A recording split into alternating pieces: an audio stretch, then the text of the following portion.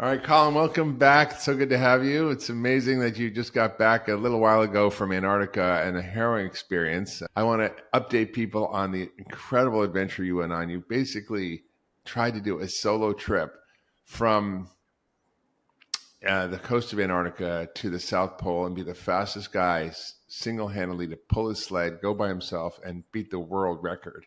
And you had everything ready. We got your lab tests done before. We want to see how you did. We used Function Health, which really tracks all your biomarkers, over 110 biomarkers, and then some.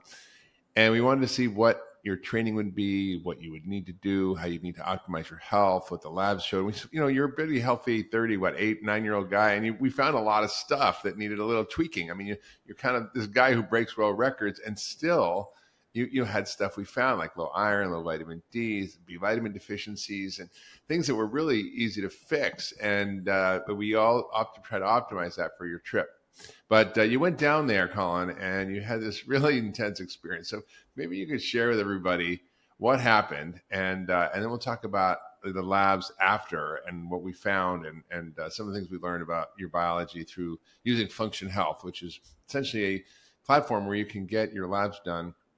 You don't have to go through your doctor. You don't have to wait in line. You don't have to go through your insurance. It's about $500 for about $15,000 worth of testing. It really gives you deep insights into your biology and how to optimize it, what to do, what's going on.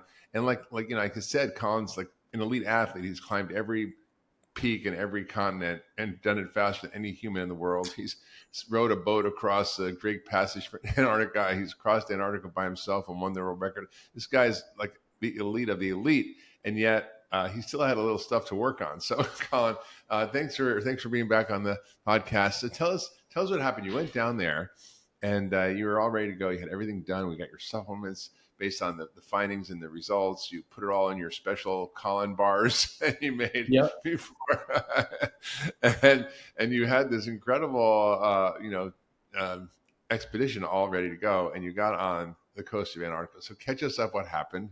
And Yeah, what yeah. went on? So first and foremost, it was amazing to do, all the lab testing with Function Health leading up to the expedition. One of the things that I've always figured on my expeditions of optimizing is the nutrition, like really getting the Yeah. food, as dialed as possible. And in Antarctica, it's, minus 30, minus 40 degrees every single day. And so, there's only certain foods that you can actually, eat and digest out there. It's a Like huge calorie popsicles. expenditure. Yeah.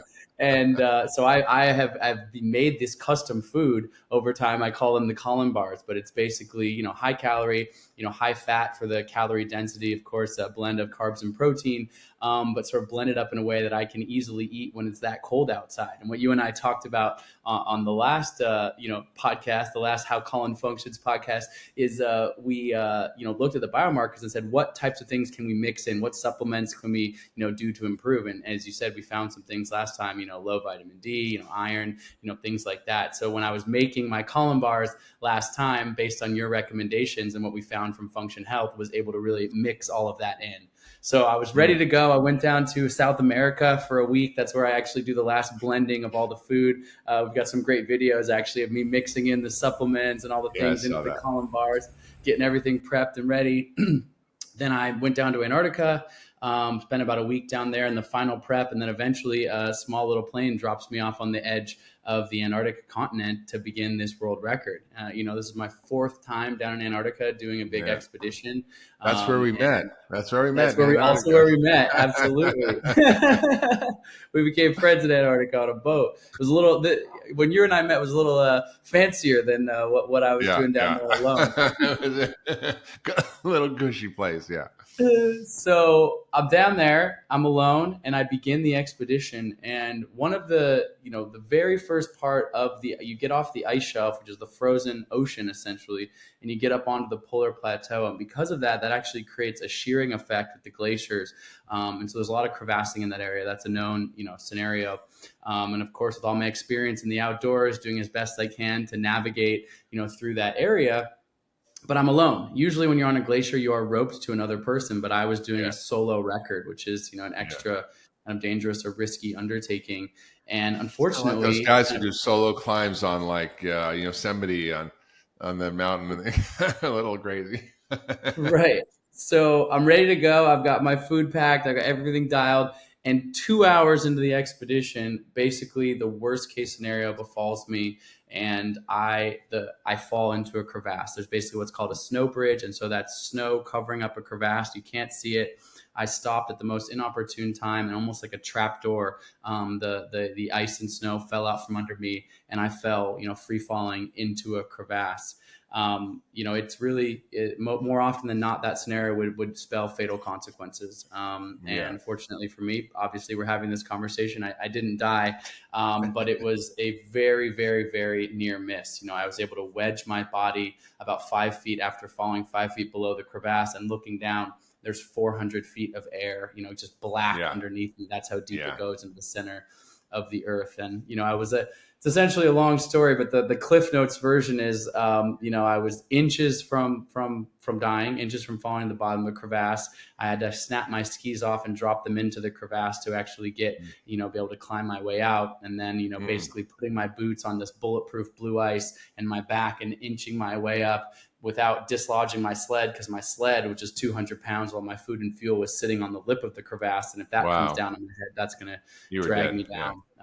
I honestly am still kind of integrating, of course, all the emotions of that experience. There's a video of me just shortly after, and I got out and I took, to what I was, just like so afraid, and I'm crying, and it's such heightened emotion. And I'm sure we'll talk about it with the labs, but just a blast of, you would know better than me, but adrenaline and cortisol, and basically the highest level of stress that I could go through. So it was a very scary situation. Obviously, I didn't reach the goal of the world record this time. I've been fortunate to set 10 world records in my day, and what I've learned from that is you win some, you lose some, and coming home safe and sound with all my fingers and toes is always the number one success. You're breathing, the world that's record a good itself sign. is just the icing on the cake. But I did go back after falling into the crevasse. I did resume the expedition for 3 more days. So I did pull my sled about 80, 90 miles, 30 miles per day, 12 plus hours a day, eating the Colin bars and that.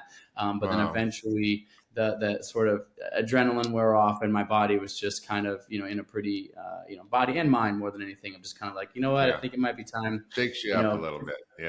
To go home. And so I pulled the plug, although it's not as simple as getting out of Antarctica, like pushing an eject button, and it takes another 8 to 10 days of, sitting in my tent alone for 3 or 4 days, and then getting a small aircraft to get to where I am, and then getting to another base and whatever. It's a lot of logistics to unwind. But then, that brings us full circle to where we are. So when I did we get were back, we were supposed to meet in South America, but you I couldn't know. come.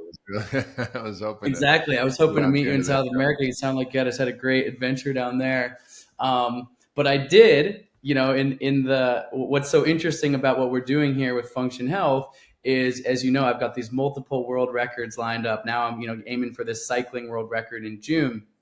And what we're doing here with Function Health and our work together is doing kind of longitudinal study of sort of like the ups and downs, what happens. Obviously, we thought we'd be measuring my data after, a month in Antarctica. It was I ended up spending about a month down there, but it was a different kind of month than we thought I was going to spend down there. But, what happens in my body? What happens in my body chemistry after a severe trauma, the spike of adrenaline and cortisol, all the things, and coming back. So as a reminder to the audience, we did the full, function blood panel essentially right before I left, right after our last conversation. Got a bunch of data there that we're going to look at today. And then interestingly enough, we've got the data basically the day I got back to the United States after surviving the crevasse fall, and seeing, between the supplements and what I was putting in my body and the good things, as well as the, maybe traumatic or energetic drain from this trauma. And then of course, now here we are, what optimization can we make as we build my body back up and get ready for this world record attempt in June. So I hand it over to the doctor. What are you seeing? Yeah. Well, Colin, it's just amazing to hear that story, because most of us have never done anything like that and don't understand what it's like to be out in the middle of nowhere, out of reach of civilization, and have to drag yourself out from the edge of death, from a crack in the earth where you could have fallen into the abyss. And that's a big deal. And it's amazing that you kind of came back, you figured it out, and you're here to talk about it.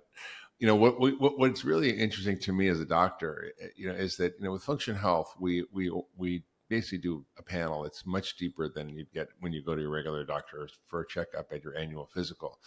And we look at a whole series of things: hormones, immune system, inflammation, nutritional levels. We look at all the things that really matter about how to optimize your biology. So you may not have a disease, but we find a lot of things that are off when we look at this. And we're seeing people from all ages, all backgrounds, and we're seeing a lot of abnormalities that people haven't picked up. Where there's cancer potentially, or low thyroid function, or nutritional deficiencies, or poor metabolic health, which we see in like over 90% of people. I mean, 67% of the people who've done the test have had some level of nutritional deficiency, not at the optimal level, I would say, as a functional medicine doctor, but literally at the level that would be, I think it's really terrible. Like vitamin D, less than 30, it should be over 45. But even that, we've got so many people low. So what we found with you was sort of surprising. I mean, it wasn't initially, we found the high levels of inflammation came right after your exercise. So that's not abnormal. But we also had a lot of nutritional deficiencies. We found iodine. We found B12 folate deficiency, iron deficiency, vitamin D deficiency, and the iodine deficiency, I think, had some role to play in your thyroid, which was not optimized. And your thyroid is your metabolic engine. And we see about 13% of people who do function health tests have abnormal antibodies, which means they have a low grade of autoimmunity against their thyroid. So it's and most of these are not picked up. And we also saw you had liver function tests elevated, and things that were problematic that were probably from overtraining or doing too much, or perhaps putting a big stress on your liver, getting dehydrated.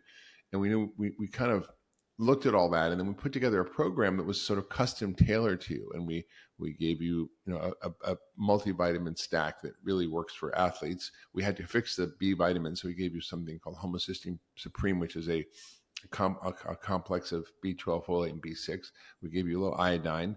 We gave you iron. We gave you something to support your liver and help your liver. And we gave you some anti-inflammatory compounds, which are really important, like fish oil and HTB Rejuvenate from Big Bold Health, which is essentially from Himalayan tarry buckwheat that has all these bioflavonoids. And we gave you a bunch of stuff to help performance as well, adrenals and mitochondria, but it wasn't really based on what we found, but more for your athletics. And what we see is, like, when you do that, you got better. So your homocysteine, which is an abnormal number, was 12.6, should be under 6 to 8, and yours was then down to 8.6, so almost normal. Your iron was really low, like 28, should be over 45, went up to 58. Your vitamin D, interestingly, you're taking vitamin D, didn't go up. And so what that tells me is that maybe you were eating it with fat, and it wasn't absorbed well, or maybe you're one of those people who have vitamin D receptor abnormalities and have actually a need for higher vitamin D. So we're going to have to maybe look at some genetics. Gives us clues about what to look at. Your liver function got better because we gave you some support for your liver to boost glutathione. So as we do this, your biology is becoming more optimized. Even though you're an extremely healthy guy and you're very fit, you do all these crazy athletic events, still there's optimization. And kind of reminds me when I was working with this team, Real Madrid, which is a soccer team, for those who don't know, or they call it football over there. They sent a bunch of young guys over to me at Cleveland Clinic, and they were, top athletes. And I found all these nutritional things and all these metabolic things going on with them. And we fixed them all, and their performance dramatically improved. So it's really about how do you optimize your health, whether you're an elite athlete or whether you're just kind of a normal person doing a normal life. You want to optimize your health. So it's really great to get these repeated tests, and it's really very easy through function. A friend of mine was saying the other day that he wants to get his blood checked more regularly, but it's a pain in the neck. He has to go to the doctor, he has to go to this lab, he has to go to that lab. They don't do the test. It's really annoying. He can't be autonomous. He can't have agency over his own biology, which is really the whole point of function, which is to give people agency over their own biology and to let them kind of have their own data and be the CEO of their health, right? I can definitely attest to what we've done. Like, just being able to, first of all, it's so easy. It is so easy. Just, assuming you live in a place where there's a Quest house, you don't live in the middle of nowhere, you can go in, you get the blood test. It takes like 20 minutes, the Function Health, the concierge, he sets it up for you.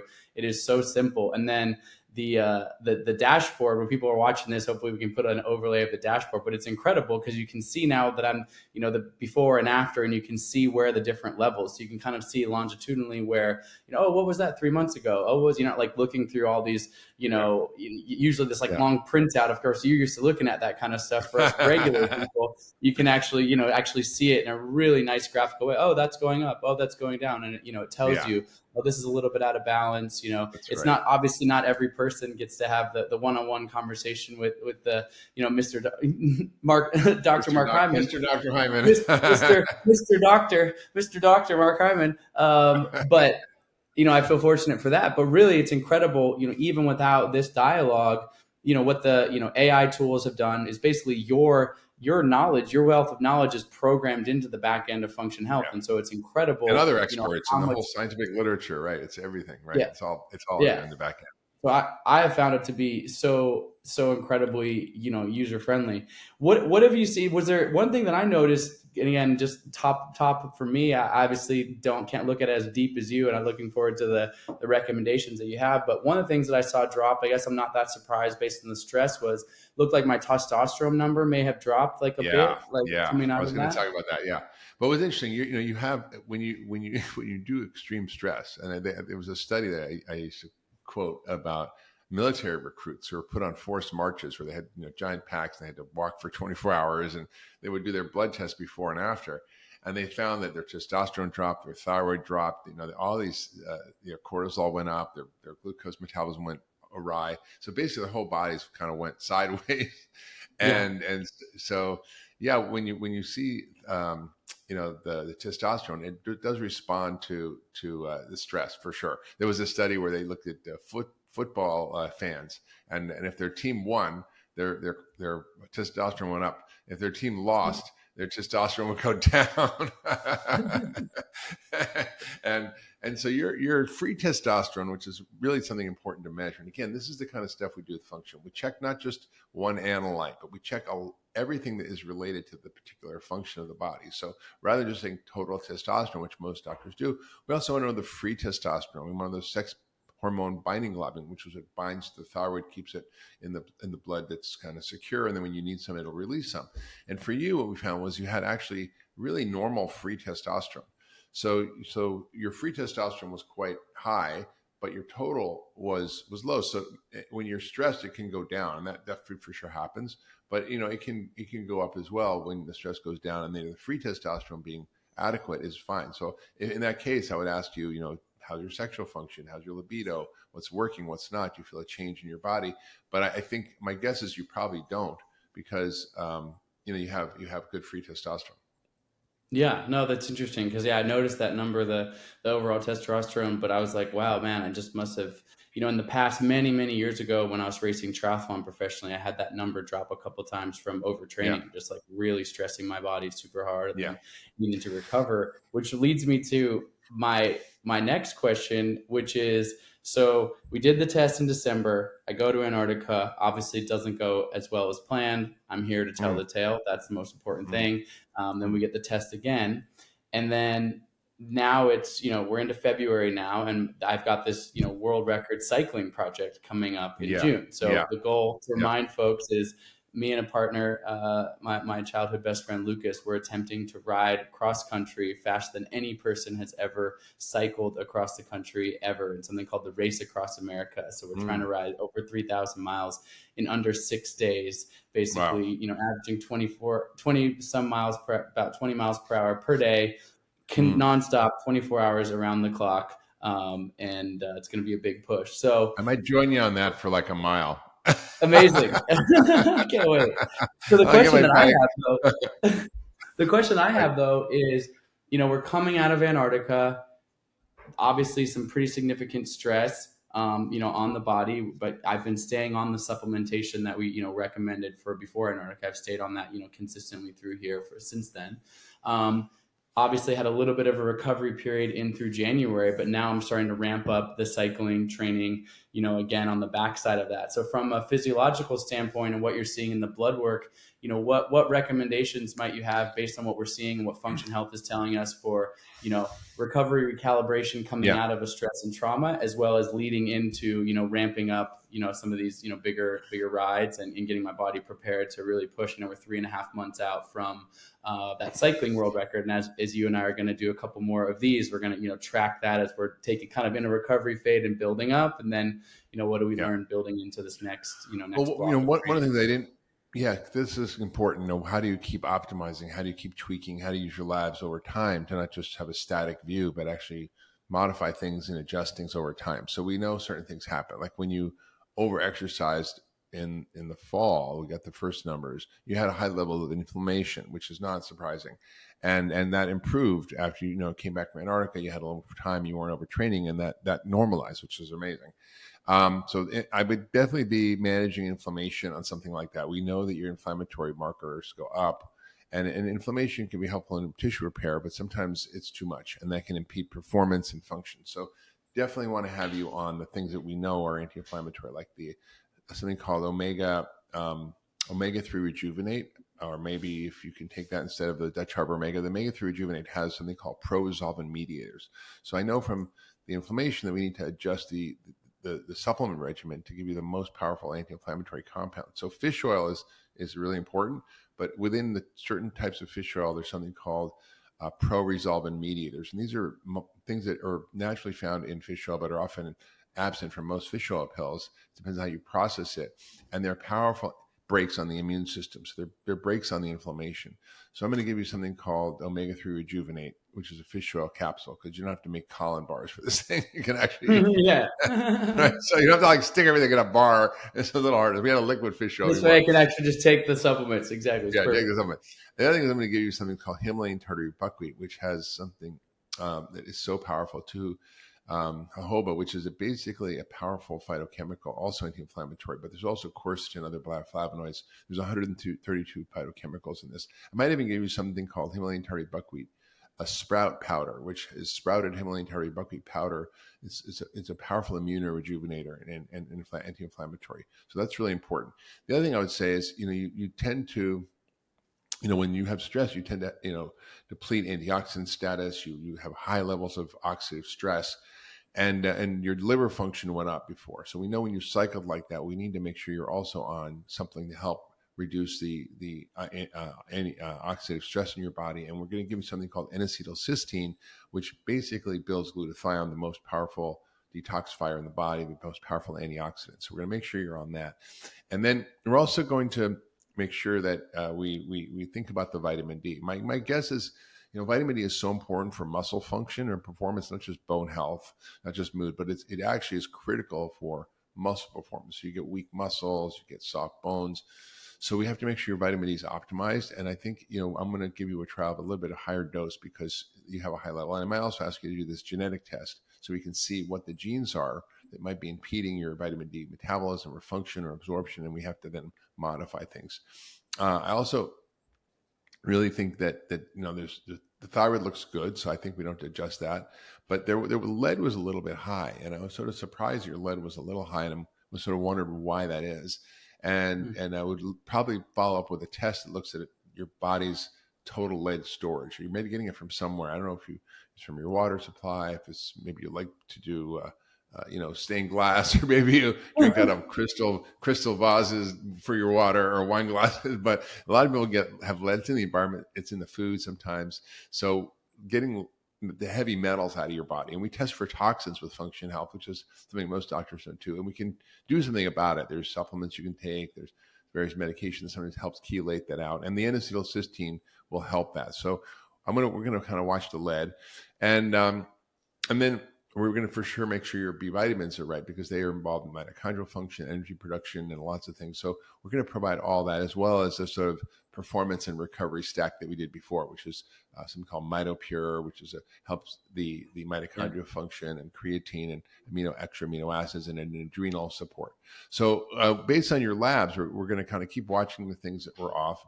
The one thing that we did see was your cholesterol kind of got worse, and after the stress of this Antarctica trip. And we know, for example, when race car drivers go around a track and they're coming out before and after they do the race, that their cholesterol can go up 100 points. So we know stress also plays a role in your cholesterol metabolism. So we're going to kind of tweak all that, adjust it, and then hopefully I'll meet you for a mile, try to keep up for a mile, maybe 2 or 10, to see how it goes.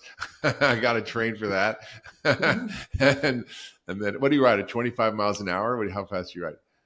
Well, we have to average 20 miles per hour for the entire time, like literally the entire time average. But if you think about it, we also have to ride over the Rocky Mountains. We have to ride over mountain passes. So obviously those, you're riding 6, 7 miles per hour. So it means in the flats, we got to average, Okay. 25 I definitely miles can do per hour. I can do 20, 25 for an hour on a flat. Perfect. Come out and join me for an hour. Mostly, Across Kansas, maybe. my speed's about 21, 22. But so That's solid. I don't know if I can hit the 25 for an Perfect. hour. We'll see.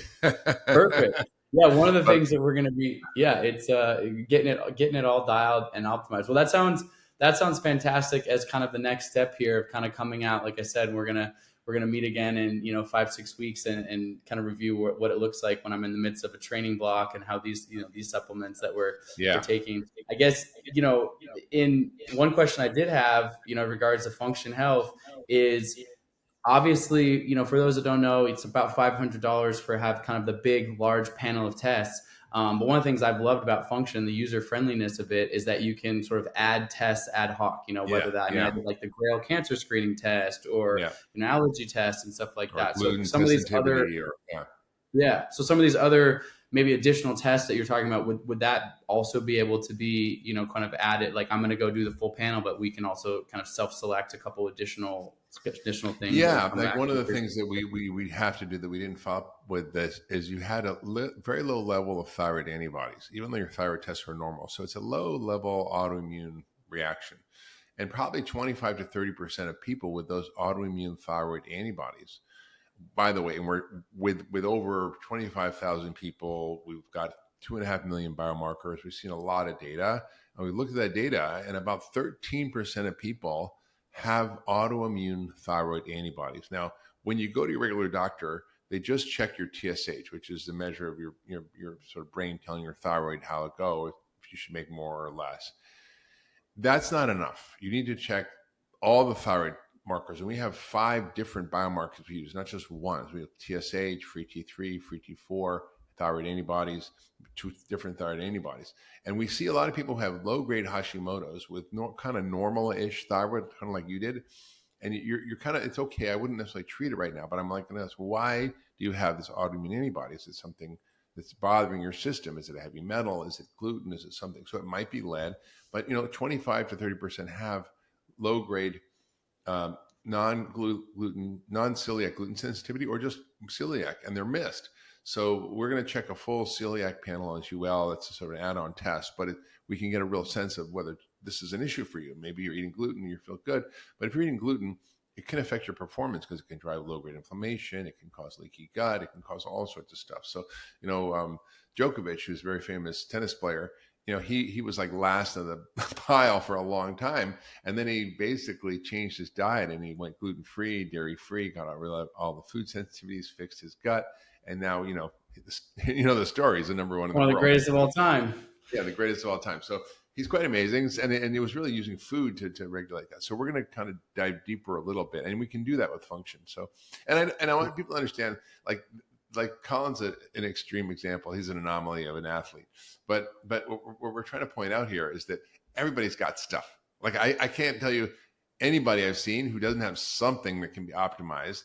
And then the beautiful thing about it is you can detect transitions from wellness to illness that may not be a disease, but you can see these slight changes. So for you, I'm going to kind of be paying attention to these things around your anemia and your vitamin D and your liver and your inflammation and this thyroid issue, which could be affecting your performance, because even a little bit, thyroid's your motor, right? If your thyroid's low, your metabolic engine is low. So the real key is to optimize all of that. And I think we gave you iodine, which actually normalized your thyroid function, the actual TSH. And we also gave you supplements that contain selenium. Selenium is really important for conversion of T3. We gave you vitamin D, which affects thyroid function as well. It's important for the vitamin to be available so that T3 can act and change your biology and metabolism through how it binds to the cell. We have vitamin A in there as well, zinc, fish oil. All these things help thyroid function. So your thyroid definitely looks better, but there's still this low grade antibody that makes me go,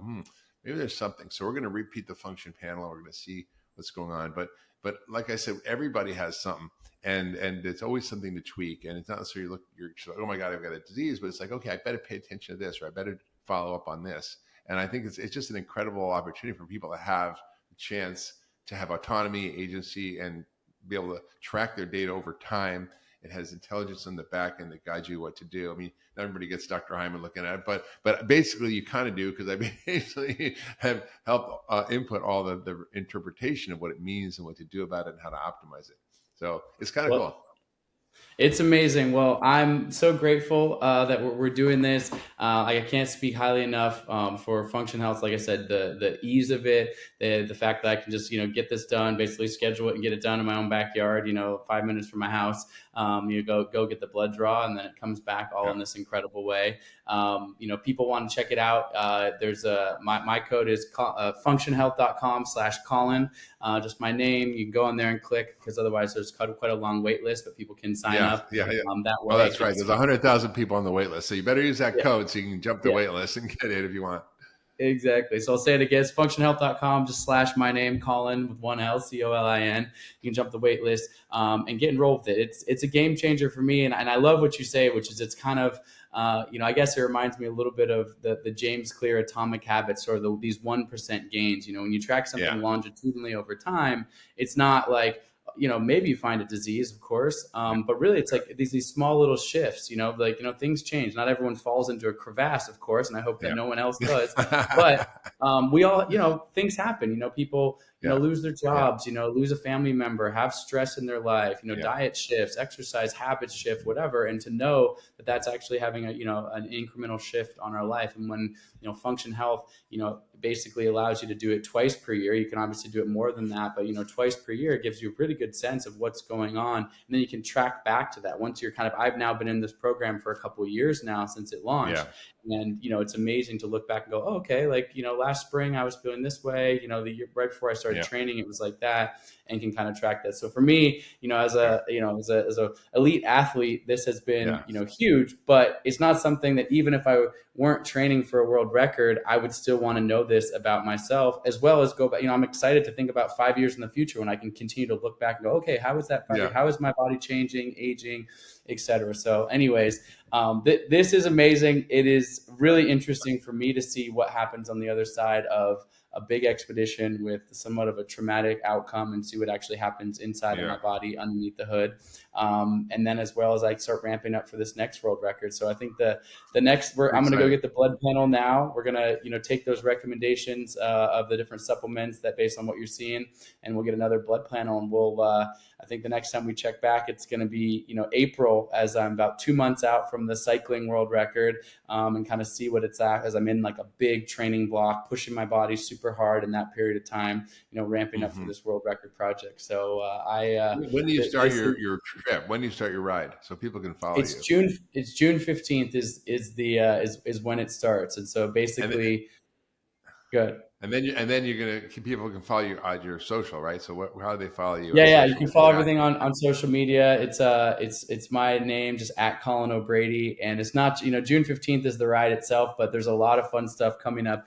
As we train and prepare, not only what we're doing here with Function, but we're optimizing every layer of this. In the end of March into early April, we'll be in London, going to the Formula One track to go on the wind tunnel there at the Formula One McLaren F1 facility to see every vector of wind, how this wind or this wheel or our position on the bike and this. And so it's not just optimizing, our bodies from the blood work inside, but it's, every sort of nook and cranny, wind vector, things like that, to optimize the highest performance, to hopefully ride our bikes as fast as we can across the country. So we'll talk more about that next time.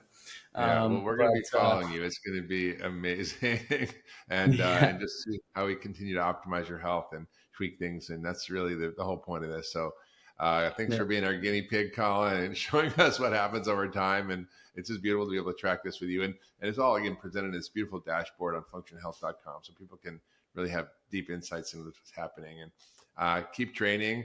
We're going to track you. We're going to follow you the whole trip and journey. Just go to at Colin O'Brady, and you'll see all of his antics and his great training stuff. It's awesome. So anyway, love you, man. And thanks for being our guinea pig and showing Yeah. how function can really be used to optimize your health, up level your performance, whether you're an elite athlete or just average like me. Great to see you, my friend. Until next time. Okay, we'll see you soon, Colin. Thanks.